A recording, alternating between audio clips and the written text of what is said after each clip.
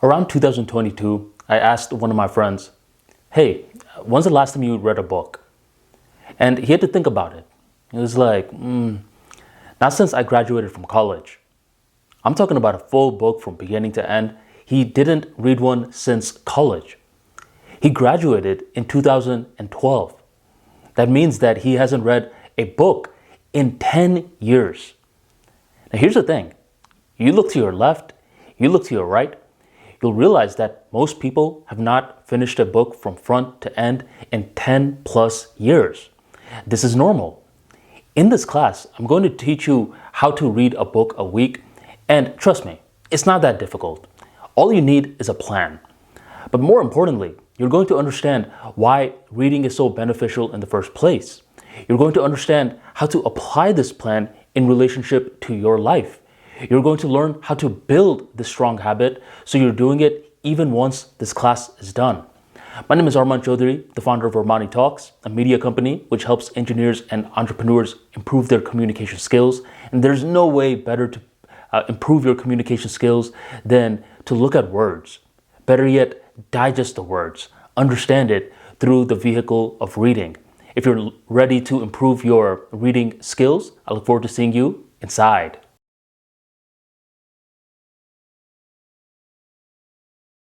Nowadays, a lot of people are consuming content from tweets, from blogs, some people from YouTube videos. And from those people that are consuming content on YouTube videos, they're watching these videos back on 2 times the speed. This is something that I believe is fine. I get it, our time is limited, and this is a strategy that I do myself. But if you're someone that's only consuming content on 2 times the speed, and you're not balancing it out with some form of reading, what typically happens is that you're either speaking a little too fast or you're getting angry quicker. It happens.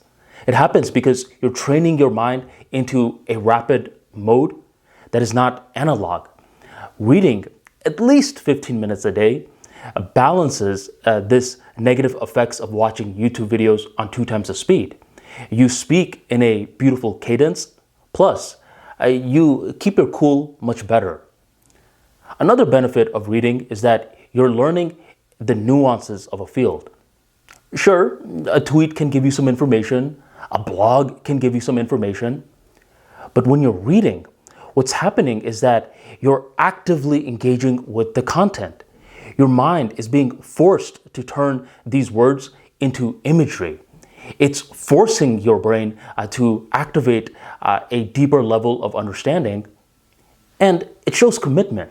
It shows that you want to learn this field, and when you have emotional investment in a subject, the chances of retention boosts.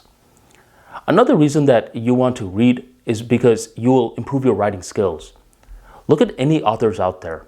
You ask them, what's your tips in order to become a better writer? They're going to tell you the same thing. They're going to say, read a lot and write a lot. Because when you're reading, what happens is that you build a feel for good writing versus bad writing.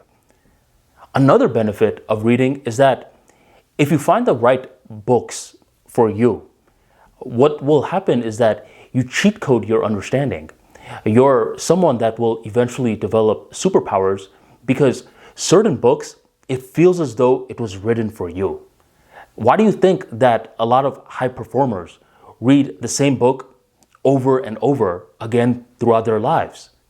It's because they're evolving, and each time they come back to this book, it speaks a different language to them.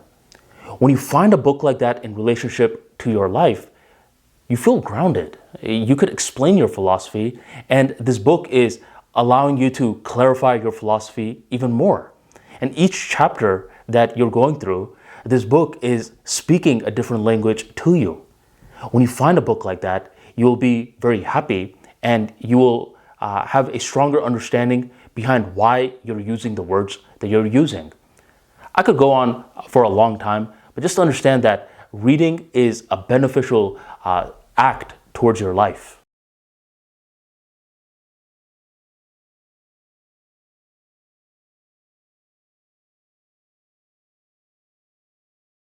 Okay, so now you're understanding some benefits of reading. Now we need to understand the importance of a plan. You could probably create a plan for yourself, but the thing is, you need a plan, especially in the beginning stages. The reason why is because reading is a very abstract act. When you're going to the gym, you could see yourself getting stronger. You could see the muscles. You need some new shirts because your muscles are bulging out. But with reading, it's difficult to measure. Sure, you may gradually become a better speaker. Sure, you can think things through much better. But still, it's an abstract act. And the more abstract act that it is, the more that we need to assign some form of numbers or concrete content to it. And that is where the plan comes in. In the next video, I'm going to be breaking down my plan in order to read a book a week.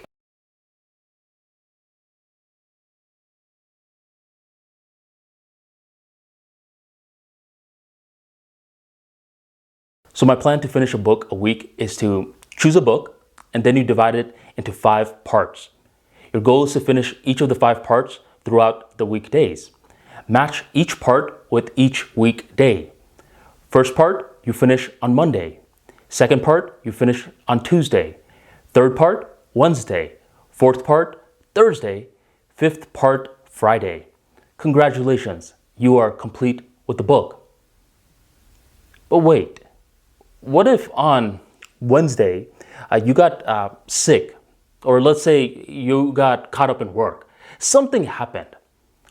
Well, you're in luck because you have 2 remaining days in the week, Saturday and Sunday, otherwise known as your buffer period. If you can't finish the book in these 5 days, then you have the buffer period in order to finish the book. This is a general understanding of how this plan works. And in the next video, I'm going to talk about this plan in action and why it really does work.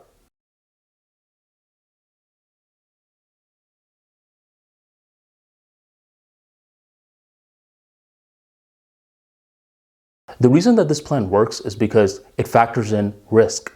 In the real world, we cannot always predict for perfection. Instead, we need to optimize for imperfection. Simply knowing that we have these 2 buffer days that will have our back if we get caught up in the weekday allows us to feel a little bit more motivated in the weekdays to make sure that we don't need to use these buffer periods. I like to view it as an emergency savings account. You're going to spend what you need to spend from your regular account, and you're only going to touch the emergency account if needed. Very similar with this plan. Now you may be wondering, well, do you do this plan? I do. And I believe the more that you're doing this plan, eventually, if you would like, you could amp up the amount of books. You could do 2 books a week by assessing the time limit that works for you. And want to know something very cool? Eventually, after executing this plan for long enough, you're going to be able to pick up a book, and after just weighing it, you'll be like, this is probably going to take me 2 days. And then you pick up another book, you're going to think, this is probably going to take me 3 days. Whoa, this is going to be a week where I could finish 2 books rather than just 1. So the more that you keep executing it, eventually what's going to happen is that you will build a feel for assessing how long it's going to take you to finish these books. And this is very simple. You're not overwhelming yourself by any means. To finish a book a week, all you need are strict guidelines. And by having these guidelines, now you optimize yourself for retention. So go ahead, my friend, read away.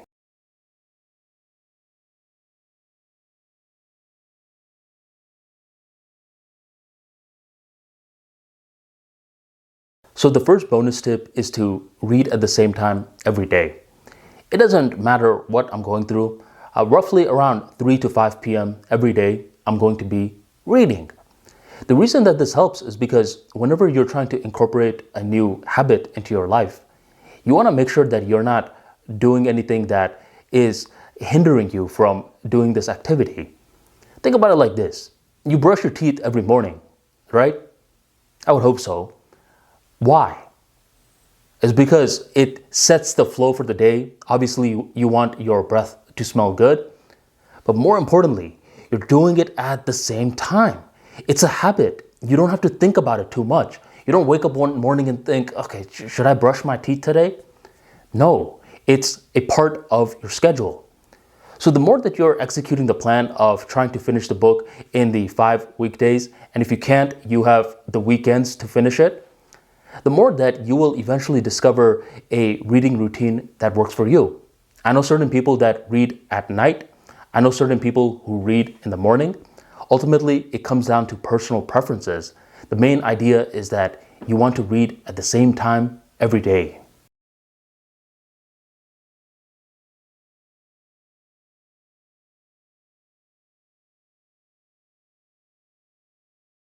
Another bonus tip is to discuss the ideas that you're learning about. Because here's the thing, whenever you have this abstract act, unless you make it real to your life, it's easy to eventually quit. You may be thinking, this habit of reading a book a week is overrated, it's not doing much for me. But if you get in the habit of discussing a lot of these ideas, or let's say you run a YouTube channel and you're incorporating an idea that you learned in a book into your YouTube talk, this makes the act of reading a book real for your life. This is one of the reasons that a lot of people join book clubs. They read the book, then they talk with their fellow friends in regards to their interpretation regarding the book.